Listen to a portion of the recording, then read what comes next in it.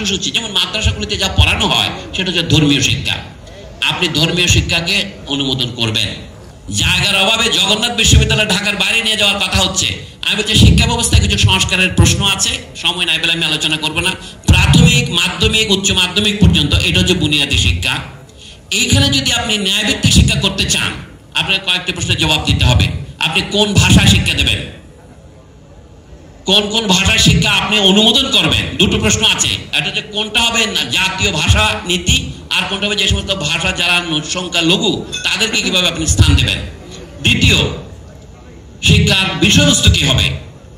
মাদ্রাসা থেকে শুরু করে ইংরেজি মিডিয়াম পর্যন্ত শিক্ষার যে বৈচিত্র্য, এটাকে আমরা অভিবাদন জানাই, কিন্তু বৈষম্য যেন না হয় এই বৈচিত্র্যের মধ্যে। যদি সবাই সাহায্য পায় এবং সবাই যদি তাদের নিজ নিজ পাঠ্যসূচি, যেমন মাদ্রাসাগুলিতে যা পড়ানো হয় সেটা হচ্ছে ধর্মীয় শিক্ষা, আপনি ধর্মীয় শিক্ষাকে অনুমোদন করবেন। কাজে আপনি বৈজ্ঞানিক শিক্ষাকে অনুমোদন করবেন। কোন পর্যায়ে কি শিক্ষা দিতে হবে এটা শুধু বিশেষজ্ঞদের ব্যাপার নয়, এটা জাতীয় রাজনীতির প্রশ্ন। উচ্চ মাধ্যমিক পর্যন্ত শিক্ষা পৃথিবীর সব দেশে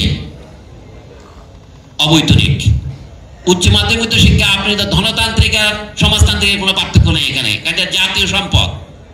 যে ছেলেমেয়েরা আর 4 বছর পরে সিভিল সার্ভিস পরীক্ষা আসবে, আপনি তাদেরকে লেখাপড়ার ক্ষেত্রে কেন সমান সুযোগ দেবেন না? তাহলে জাতীয় পরীক্ষায় যে প্রতিযোগিতামূলক পরীক্ষা হচ্ছে সেটা যে বৈষম্য থাকবে না তার গ্যারান্টি দেওয়া যাবে না।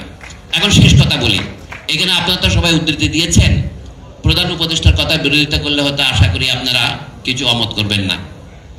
এই যে আমরা কথায় কথা বলতে ভালো লাগে, আমরা সবাই একটি পরিবার, কথাটা কি সত্যি?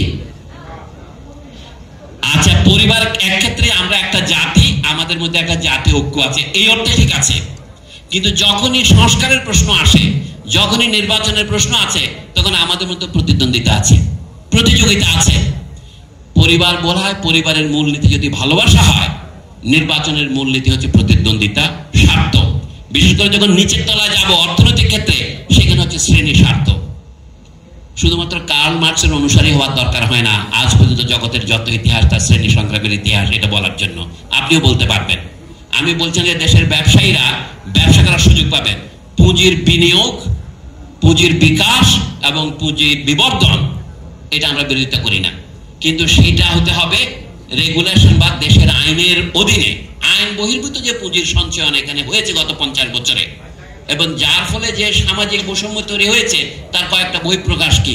বাংলাদেশ তো বলা হয় 52 সনের ভাষা আন্দোলন, 48 সনের ভাষা আন্দোলন থেকে হয়েছে।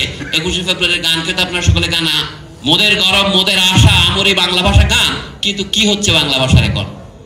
এই সমস্ত প্রশ্ন হয়তো অন্তর্বর্তী সরকারের করণীয়ের মধ্যে পড়ে না, কিন্তু ভবিষ্যতে যেগুলো তুলতে হবে। শিক্ষাক্ষেত্রে সংস্কার যদি করতে চাই, মনে রাখতে হবে জাতি এবং পরিবারের মধ্যে পার্থক্য আছে।